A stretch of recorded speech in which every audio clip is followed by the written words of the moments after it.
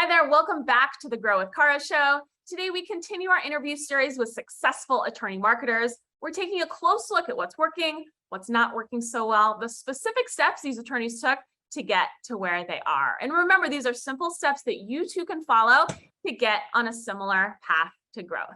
Okay, let's get to it. Today, our special guest is attorney Matt Dolman. Matt is the founder of the rapidly growing Dolman Law Group, a personal injury firm based in Florida. The firm has collected more than $500 million on behalf of its clients. We're excited to have him here today. Welcome, Matt. Thanks for joining us. Appreciate it. Successful attorney. That's it's the nicest thing anyone said to me, at least today.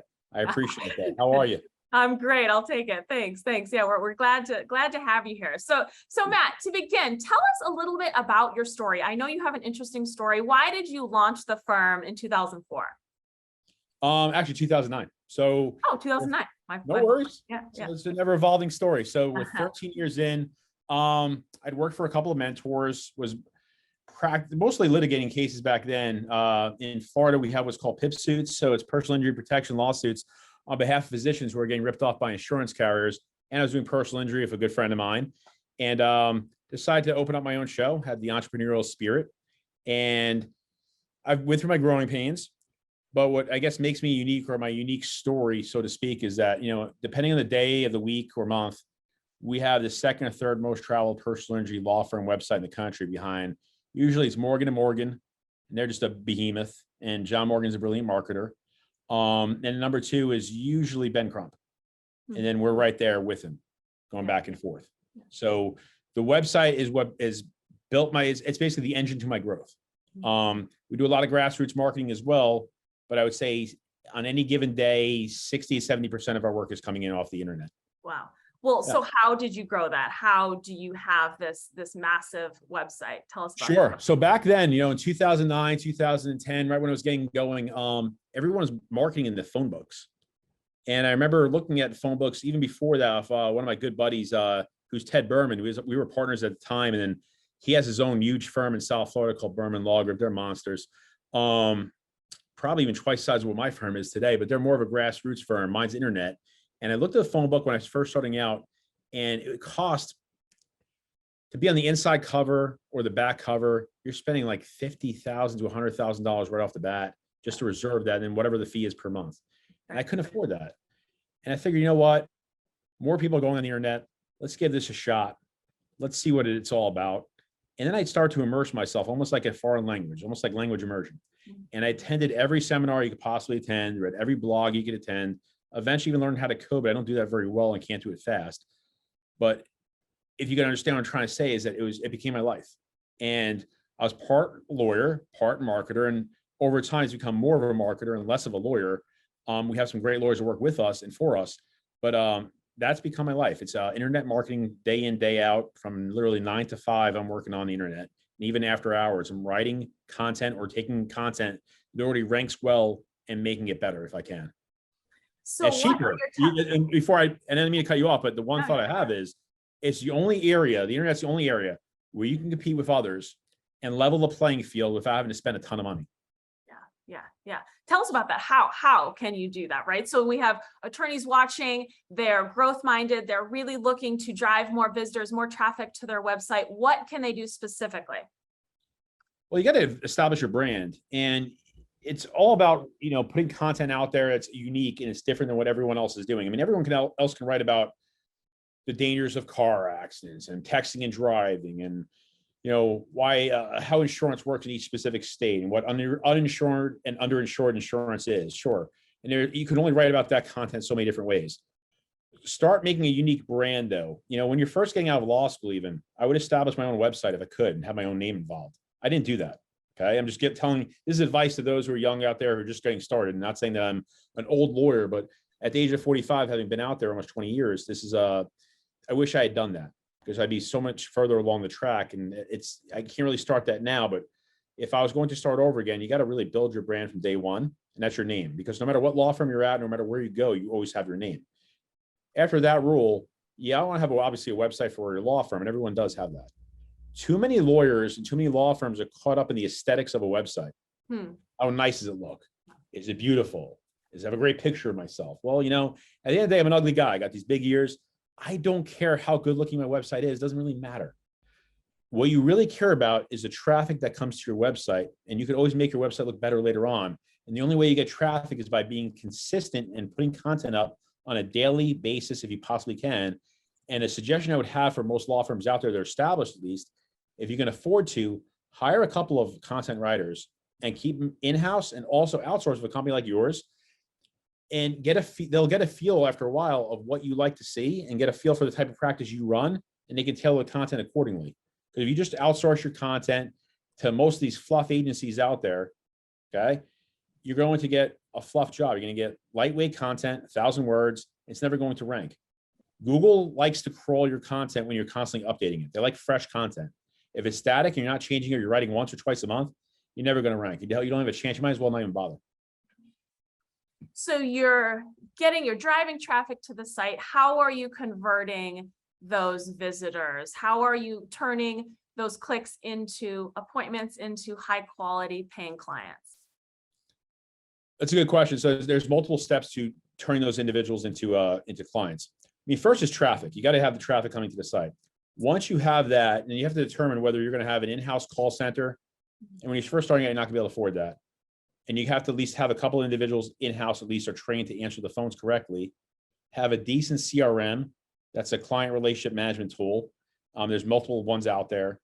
You use Litify, Lead Docket. I mean, it can give you the whole sorts of, people can reach out to me or you afterwards and find that out. But you need to be able to track and attribute where every case comes from. Attribution is everything, because unless you have your attribution dialed in and you can really figure out where every lead is coming from and learn to ask the proper questions, and you should probably, I believe you should have call tracking numbers in every one of your strong web pages so you can differentiate. And then you can figure out what's working, what's not working. And it's just lather, rinse, repeat on what is working and then get rid of what's not working. That's what we do. We have attribution so dialed in that we can figure where every lead is coming from, why it's coming, and what's working and what's not working. Are we perfect in terms of intake? No, it's an ever evolving process, and we continue trying to improve at that. Brought in outside consultants, and I even was on with one earlier today. But you want to capture as many leads as you possibly can. I'd rather have less leads and have a great capture rate than get more traffic coming in, not being able to handle it. So are there conversion pieces on your site, like maybe videos or free resources that keep those visitors there and kind of try and move them through the funnel? Yeah, so there's multiple types of content I put out. So there's transactional content. You're either top of the funnel, bottom of the funnel, middle of the funnel. I mean, top of the funnel, and we might have a different way we say this, but it's informational content to get their interest, to pique their interest, to get them to learn about topics. These are people who are researching, what's the difference between uninsured motorist coverage and bodily injury coverage, or my insurance broker told me I have full coverage on my policy, but what does that really mean? You're putting a question into a search engine, and it's a long inquiry, and that content is meant to answer the inquiry. Yeah. Then there's the sales content or more transactional content. That's I'm in Clearwater, I'm in Tampa Bay, Florida, I'm in Boca Raton, Florida, I'm in Fort Lauderdale. That's having a Boca Raton or Fort Lauderdale or Clearwater or Tampa personal injury page or slip and fall page. Those are people who are window shopping, who you want to convert right then and there if you possibly can. You got a 1 in maybe 5, 1 in 10 chance of getting that convert because you're going up against a lot of people who are window shopping. So then there's the long tail searches, which again gets back to the middle and top of the funnel, which is individuals who are researching a question who are more likely to convert because they're coming to you and they're hoping that you'll be able to answer the question. Now, they might not be there to hire a lawyer at that point, but if you answer the question properly or give them good information, they're going to see it as a resource. And when they do need a lawyer, they're going to surely reach out to you. They're going to bookmark your page. You're going to remember that website. Are you relying on organic traffic, SEO, or paid ads, PPC, Google AdWords, social ads, that type of thing as well? Both. It's a combination. So pay-per-click is very important. And you got to be careful the agency you guys work with. And you guys have a great agency. It's very important to understand pay-per-click and how expensive it can be. Yeah. And if you're not doing it properly, you can blow your budget very quickly. Right. And you can compete with a lot of big boys out there that are spending a lot of money on pay-per-click, and it's getting more and more difficult, and the cost of conversion is higher and higher. I mean, in some cities like Houston, Dallas, even Tampa, we have Morgan here, it could be $3,000 to $4,000 to get a sign case off pay-per-click. Yeah. Where pay-per-click really helps out though, one, if you're getting into mass torts, Two, I wouldn't just go into car accidents. I would look at more of a slip and falls, truck, bicycle, and pedestrian. Those are low hanging fruit and those are much cheaper leads. Smart. You want to sprinkle pay-per-click in, and at least this is our strategy, where we rank on the maps in the top 3 and where we rank in organic in the top 5. I like to show up 2 or 3 times in the first page. So I'm already showing up 2 times in the maps and organic, or at least once. Then you sprinkle in pay-per-click and they're showing up a couple times, and that's going to spike your conversion rate. Smart. Suddenly the person who's doing a query into Google is going to see, you know, Dolman Law Group or whatever law firm they're looking for. If they're showing up a couple of times, they think to themselves, wow, this firm must be they got a big presence. Right. And perception is reality. I mean, whether we are or don't, you're showing up twice compared to everyone else in a very limited landscape of the first page, and that's very limited real estate. And Google keeps making it shorter and shorter every year, And you especially with local service ads and pay-per-click. as I was going to say, so local service ads, you also mentioned the local listing. How are you optimizing for those local listings as well? Local listings is tough. You know, that's one area, I'll be honest with you, I'm not an expert in. It's tough to figure out truly what strategy works. You hear so many different ideas out there, and we have a pretty good digital agency. And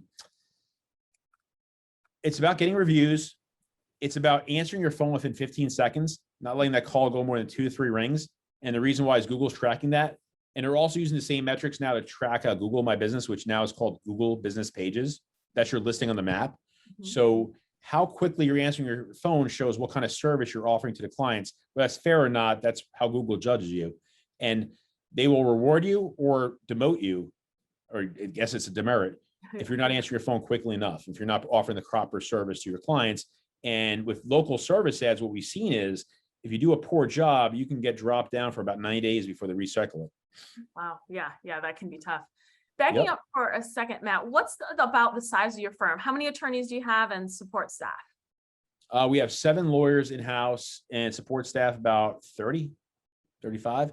So we're thin though. We keep, for the amount of size that we have, or in terms of the amount of cases we're bringing in, we keep it thin. We keep some of the best cases in-house.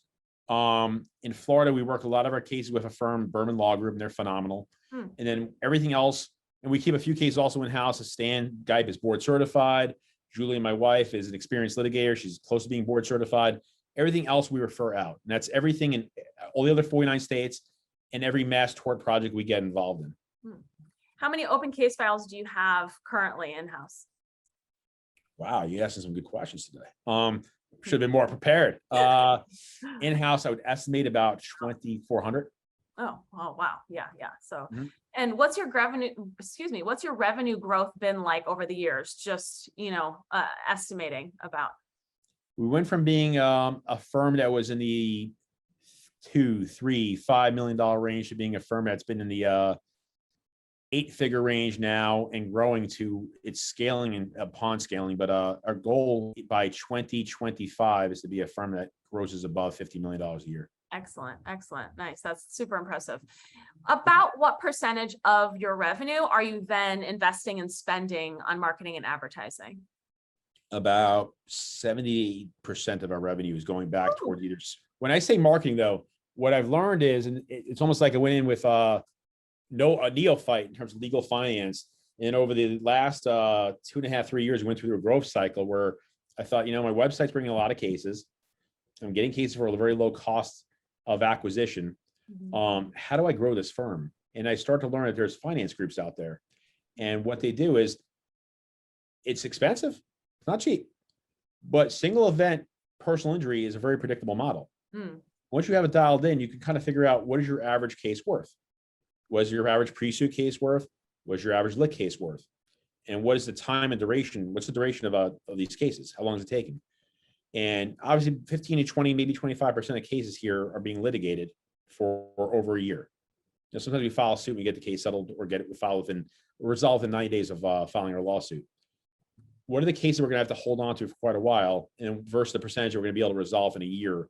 Because if you're borrowing money and you're borrowing money at 15 or 20 points, unless you're getting it from a bank, and banks are not going to lend a personal injury law firm a lot of money, as compared to a normal business, personal injury is a little bit more speculative. And that's why there's like even Esquire Bank, who caters to just personal injury lawyers. We haven't worked with them, but they're a great group. And my point being is that Your traditional bank does not like to lend more than $2-3 million to a personal injury law firm that has not been around for a long time. Unless you got a ton in account receivables and you have significant growth over the years, they're not going to lend you significant money. Yeah. That money becomes expensive. But it's a good way of scaling as long as you have dialed in what you can expect to receive within a year and a half, or 2 years most, because the money's not cheap and it compounds. And that's a good way to scale your business, to grow your business, as long as you're using it not for personal expenses, not to live a beautiful life. Right. Invest that money back into your firm. Don't worry about material items. Take that money, because personal injury is a very predictable model. As long as you're putting that money back into your marketing and scaling yourself and figuring out what money will it take to drive down, not up, my cost of acquisition. And you got to be in multiple mediums. You can't just be in internet, or organic. You got to be in pay-per-click. Yep. Maybe radio, maybe television. We're not in television, but we've done radio before. We've done billboards before. You have to be everywhere, but nowhere at once. Yeah. Yeah. What were your biggest challenges or maybe growing pains when you were first starting out before you had a marketing budget? Oh man. When we first started out, and I was a very small firm back in 2009, 2010, where's my next dollar coming from? And then when is it going to come? And then when I get that money, do I want to finally eat a little bit, or Right. do I want to put it back into the firm? Because there's not so much of it coming that we can really pick or choose, or we can do both. So that was very difficult the first few years, because you still want to grow. You don't want to take your foot off the engine, but you also have student loans to pay back. You got bills to pay. I had kids, and it gets expensive. But over the years, as we've grown bigger and we had more and more cases, I made a concerted effort to just put that money back into the firm. And then starting in 2018, 19, we started delving into borrowing money to scale the firm, that we built out our model as to how quick we'd be able to return that money, and then be able to borrow either more or borrow the same at a lower interest rate. Were you relying on referrals in the early days? Were you kind of growing that network of referral sources? Sure was. Yeah. Since 2009, 2010, I was beating the drums in the local area, guys who did estate planning, commercial litigation. If I can get them work, I was hoping they would give me work back. Did that occur every time? No. Did it occur more often than not? Yes. I would get into referral groups, even like BNI, anything I could, and that was horrible, horrific. Having to spend my mornings at 7:30 in the morning going to Panera Bread with John the carpenter, Joe the painter, Skippy the electrician, Matt the attorney, and just every single profession you can think of, and you have to get each other work, whatever it took. And as you start to learn what works and what doesn't work. That worked to an extent, not saying it's bad, but it was a time vampire. Right. I got to figure out what really did work out there, and referrals are the cheapest form of business, but you have to stay at it. You got to stay on top of it, and you got to do a good job for these folks, and make sure that you take care of your referral partners and pay in pursuant, or, in accordance with the local bar rules. In Florida, 25%. I don't know what it is for, your audience in California, Texas, Missouri. I don't know that, Yeah. but you have to be very careful, take care of these people and not forget about them. Make sure your files are labeled accordingly and keep them updated. If you keep someone updated on a regular basis, even if you get them less money, they're going to like you a lot more than the guy you never talked to at all. You get them a lot of money. They think you didn't do a whole lot to get that money. Yeah. Yeah. It's really weird how that works. Yeah. Even clients, you get a client $50,000 where you speak to them on a regular basis and you talk to them 3-4 times a month at a minimum, even more if possible. And you give them your cell phone number and you're always available to them. Yes. They're going to love you. Yes. They're going to be your greatest evangelist. They're going to sell you to everybody they know. But if you only talk to them once or twice and pawn that call off to paralegals or support staff and then get them $100,000 at the end of the day, it doesn't mean as much. Yeah, absolutely. I think that can be the best advice, because I think a lot of attorneys that I talk to, they forget about that, right? They forget about the customer service side. They forget about the communication that can really distinguish yourself if you're nurturing and cultivating those relationships with referral sources, and certainly keeping those clients updated as well. Absolutely. Well, it does take a lot of effort. You just got to be consistent. And what, lawyers have to keep in mind, especially young lawyers, is referrals is the cheapest form of business. When you're getting referrals from other lawyers for individuals in the community, your margins are much greater. You're not spending money on those cases. Yeah, you got to give a 25% referral fee to another lawyer. So what? You ain't spending money to get the case. And now that person is going to send you more cases. Right. They're the motivation now to work with you. And if it's someone in the community, there is no referral fee. You can't pay a non-lawyer to get you a case. That's illegal. But they're going to remember you now, and they're going to take care of you because you took care of their friend, and now they have the lawyer that's always available to them. And somebody gets in a car accident, you'd be surprised. You can tell 46 people that you practice personal injury law, but the case went somewhere else if you're not top of mind awareness. Absolutely. Forget about you. Everyone knows somebody who does personal injury law. Yep. There's a lot of us out there. We're like roaches. So you have to keep on top of your referral sources. You have to have top of mind awareness. And you got to stay on top of individuals. Absolutely. Matt, what's your approach to social media? You're Matt the Lawyer on TikTok. You're at Dolman Law Group _ on Instagram. You're TikTok I've not been consistent on. And that's when you said that, I got I need to get more consistent on TikTok, and I could really step up my social media game per se. Maybe I need to hire you, Kara, because our social media is a little bit of I wouldn't say it was robust.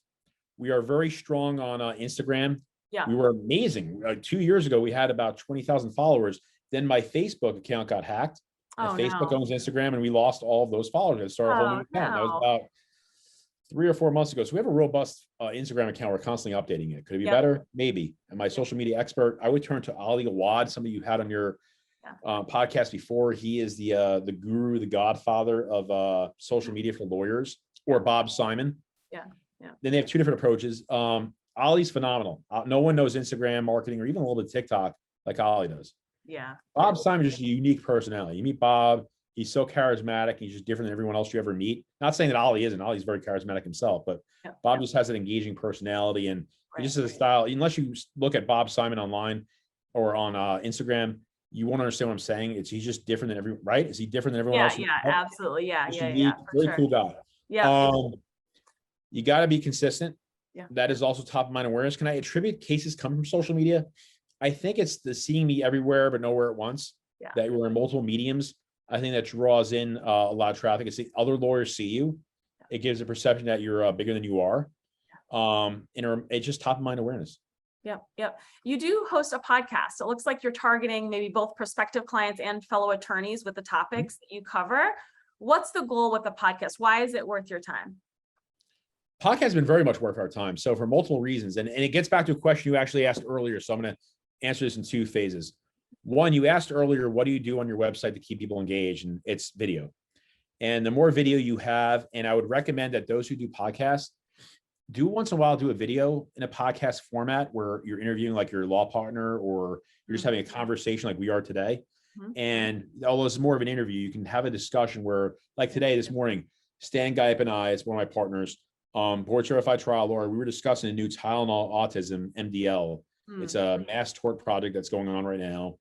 And what that does is we're going to take that video and put that on the page. Now it's embedded in that page. Individuals who come on that page are going to tend to stay on that page longer because individuals or consumers like video more than they like just reading boring, homogenous material. So the video captures them, it keeps them on there longer, but then you take that video and you transcribe it onto the actual page at the bottom. And now Google crawls that. And if it's content rich, they're going to reward you. You're going to rank higher for a lot of your keywords. This is a secret, it's a trick. It's worked for us and it's worked in spades. And I would recommend that other lawyers do that. The podcast serve 2 purposes. One, I don't pretend to think this is one of the most popular podcasts. We're not Joe Rogan. So I don't think many consumers are sitting out there researching Dolman Law Group. I wish. There's some lawyers that can do that. Bob Simon's another example with his bourbon approved. It's pretty interesting. He's unique.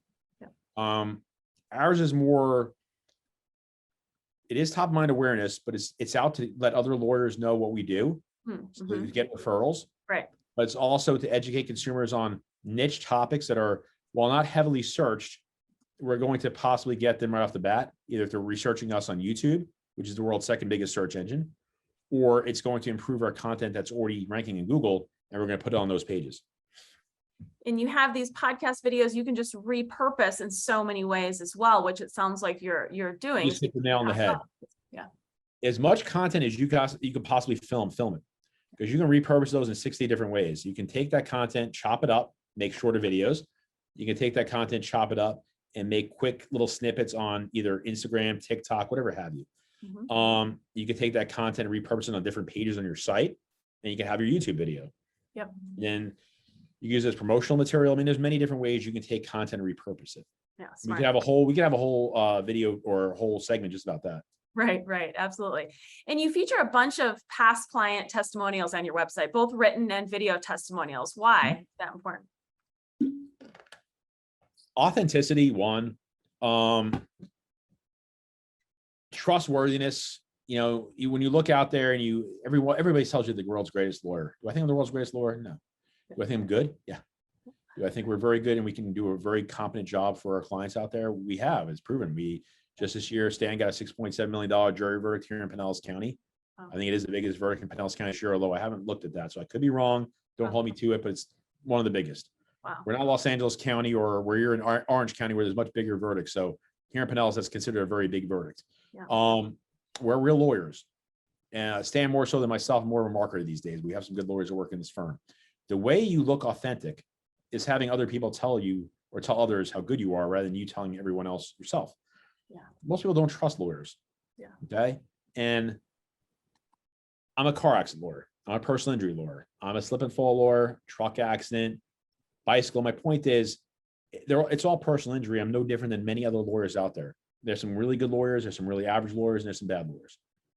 But there's plenty of other good personal injury lawyers. The way you differentiate yourself is let the consumer, let your former client explain what kind of service you provided. Mm-hmm. That you were the lawyer that actually gave out your cell phone number. Yeah. That you were the one who answered the calls on the weekends or in the evenings. That you were always accessible. That you gave personal attention, and that you're a real lawyer, and that you were in the courtroom. And this is the type of result you delivered. This is what you said you were going to do from day one. And this is what you were able to accomplish. Yeah, that user-generated content, those testimonials, those online reviews, they're like marketing gold. They're authentic, right? They're allowing your brand advocates to really speak for you. I agree. There's nothing 100%. like that. Yeah, you can say your story all day long. No one's really going to listen, but you have a client that you did a really good job for. They came to you and let's just say they felt disenfranchised. They had spoken to several lawyers who weren't willing to help them, or they had a previous law firm that never returned their calls. That came to you. You were very personable. You could have done an average job, but you were actually personable and you were different than everyone else. Right. But then you also got them a really good result. Let them be your evangelist. They're going to be out there in the community, but let them tell others about it on your YouTube channel, on your law firm website, on social media. What about community involvement, charitable causes? I see that you sponsor a scholarship. Mm-hmm. Mm-hmm. So, well, okay. There's multiple things here at play. The scholarship is an old trick that a lot of law firms use. And I hate to say that, I'm just being honest with you. Yeah. And it is for a good cause. Yeah. And the students definitely deserve it. We take it very seriously. But at the same point, about 8-9 years ago, a lot of businesses and especially law firms got into what's called the scholarship game. So they can get what's called EDU backlinks. Those are backlinks from universities. Those have domain authority above 75, 80. Some of them have domain authority above 90. What domain authority means is the strength of your website. And that's a term of art coined by, it's called Ahrefs, which is an analytic tool used by marketers and geeks like myself who target or look at the strength of a website. These are what should be considered tier 1 backlinks to your website that will really spike up your traffic. Now, does it do the same job it did back then? No, because so many people are doing it now. But should you do it because everyone else is doing it? Yeah, because if you're not doing it, your site's not going to be as strong as the others. What charitable causes are we involved? Well, I have a 12-year-old son who has autism. We've been very involved in autistic causes. The American Cancer Society, American Leukemia, Lymphoma Cancer Society. There's a number of different causes and community outreach programs that we've been involved in over the years. Those I would say I do for altruistic reasons. And I don't even put that on my website. Should you? Yeah. Does it look good in the community? It definitely does. Should it? Yeah. I don't do that for that purpose. Yeah. And I don't help, autism is a dear cause because my son is autistic. But there's a website, EDU backlinks because of a scholarship. Is that for altruistic purposes? No. It's built up to strength and domain authority. I'd feel disingenuous if I was going to tell the audience that's why I didn't. Right. No, I appreciate that for sure. Sure. So what does future growth look like for the firm, Matt? Future growth, one of several different ways. So there's many ways to skin a cat. We're focused on mass torts. We've grown to the mass tort community in the last 3 to 4 years, and there's several mass torts we're heavily involved with now, and not so much from a significant spend. There's a lot of vendors out there, and they can be very expensive. Some of them you can't trust them. Some you can to get you mass tort cases. But the best ways to get cases, you can get 20 mass tort cases from your website versus spending money to get 100 mass tort cases. You'll make more money off your 20 cases because you didn't spend any money to go get those cases. Mhm. You're not taking any risk and you're just putting content out there. And yes, it's your own personal time or the time of a writer that you hired at your firm, or have James Publishing handle the content, or do a mixture of both, which is what I recommend. You're going to do much better than having to go out there and get vendors to go get those cases for you, unless you're doing a big play in mass torts and you have the money to do that. Now, you can do very well with vendors, but you have to have the money behind you. That's a big risk. Mass torts is very speculative. Single event isn't. That's very predictable. Right. So to grow from a single event standpoint, opening up in more cities, forming more strategic relationships with law firms like the Berman Law Group, for instance, firms that can park my cases at. I know they're going to do an excellent job. They have really solid trial lawyers, really good lawyers all around, and they're going to give me a really good result at the end of the day. And the clients know that we're working together. And on another case, we work with the Bermans. Our firm is very involved in these cases with them. We have 2 lawyers in our firm that are heavily involved in some of these cases with their firm. Some of the cases they handle on their own. And it's just, you need to find relationships in different cities if you're going to grow your brand.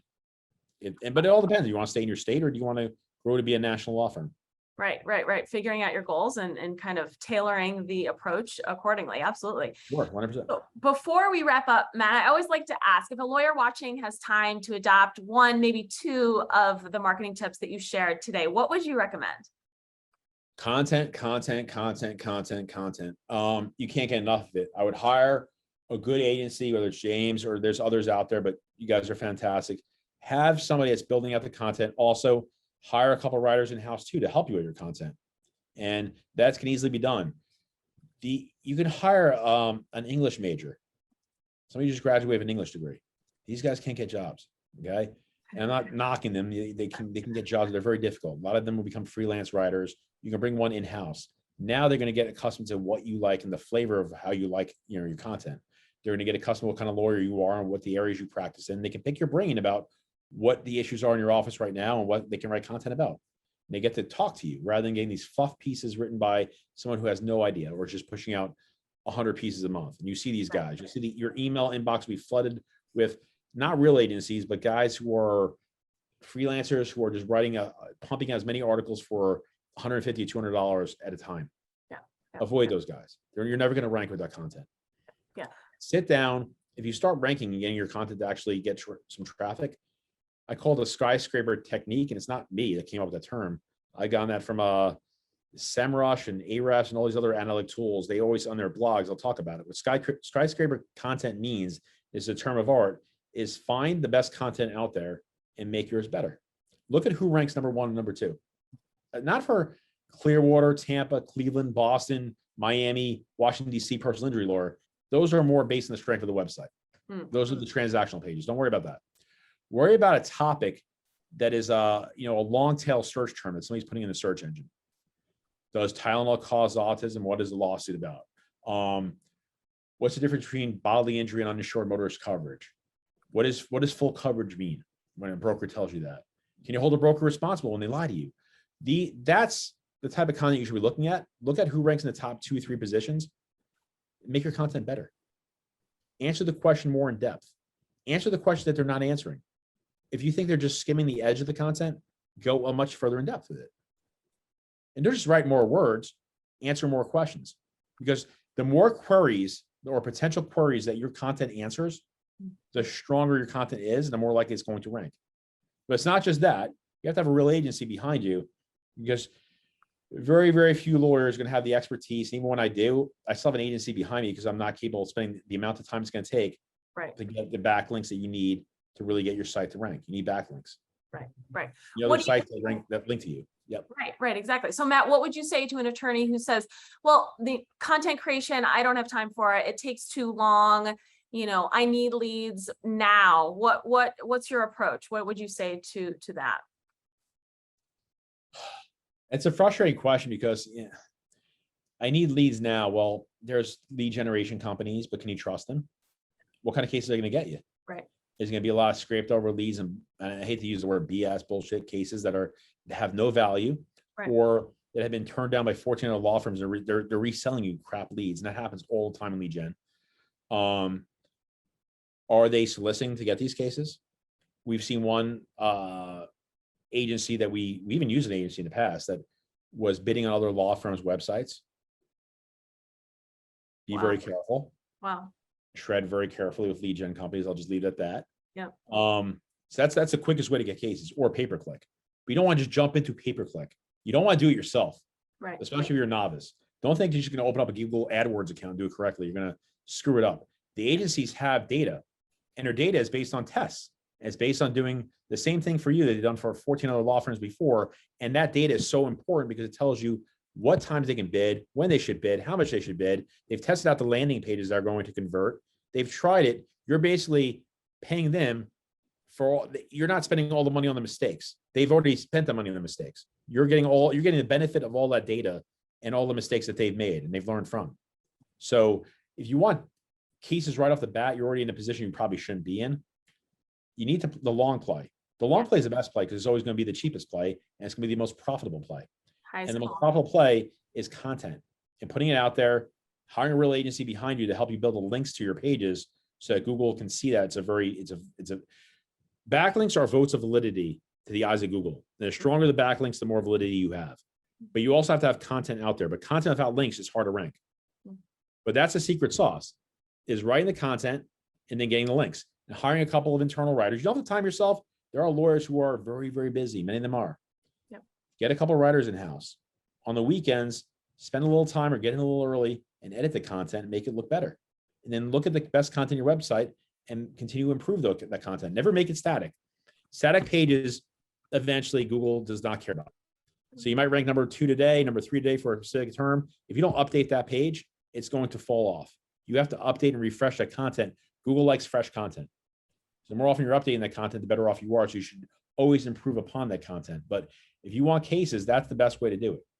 It's a long play. It might take a year, but sure as my name is Matt Dolman, or sure as you're Kara, it's going to work. It's been proven. I can show anecdotally how it's worked. I can have clients come back on, or people who are listening right now, and email me or talk to me, and I'll tell them why this works and why you should get a real agency to help you with this.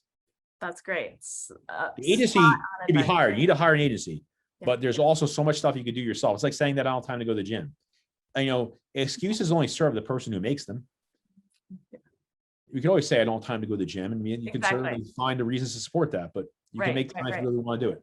Yep. Yeah. Partner with a trusted agency, get some help with writing, and stay on top of performance and results, and measure and tweak as necessary, right?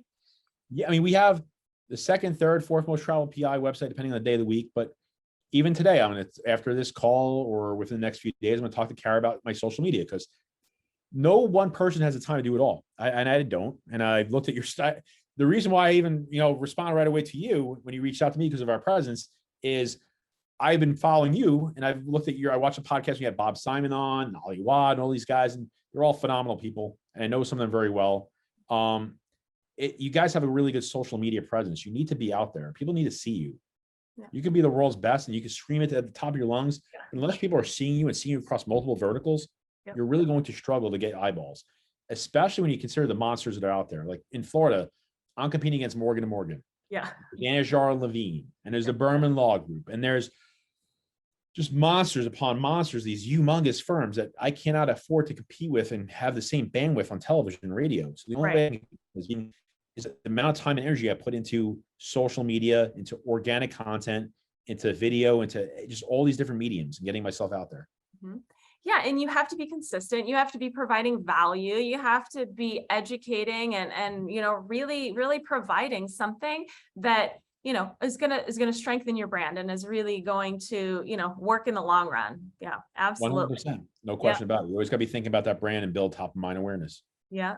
Okay, Matt, thank you so much for sharing your experience. Thank you so much. I appreciate you having me on. Your pleasure. Thank you. Matt shared a lot. Let's review the takeaways. Number one, organic rankings remain the gold standard of lawyer digital marketing, right? Having an unpaid listing on page 1 of Google for lots of keywords, that's an efficient and effective way to generate leads and to generate clients. It also, their benefits grow over time, right? And sizable practices can be built almost solely around SEO. Number 2, quality content and backlinks are the 2 keys to getting organic rankings. Matt uses the skyscraper technique, right, to generate content which ranks. So he reviews the articles ranking 1 through 3, for long tail search phrases. Then he produces better content by supplying more comprehensive information or deeper coverage or precisely targeted answers. He then regularly updates his best performing content. Number 3, a good agency is the best source of backlinks. Matt uses in-house writers, right? He recommends hiring recently graduated English majors with him editing their work. But despite his technical knowledge and clear SEO expertise, he relies on an outside agency to create quality backlinks. Number 4, video is a key content component.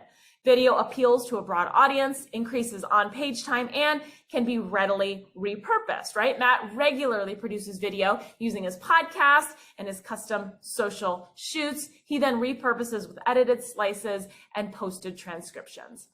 And lastly, number 5, social media and PPC help deliver the multiple impressions needed for conversion. Matt aims for prospects to see Dolman Law Group as often as possible, over and over again. For Google searches, he'll sprinkle in PPC ads when he's already ranking organically, or, for social exposure, he's posting on Instagram, TikTok, and YouTube. Killer stuff today, right? Big thanks to Matt. Thank you all for joining us. Join us for the next episode of the Grow with Kara Show happening very soon. Take care. Bye-bye.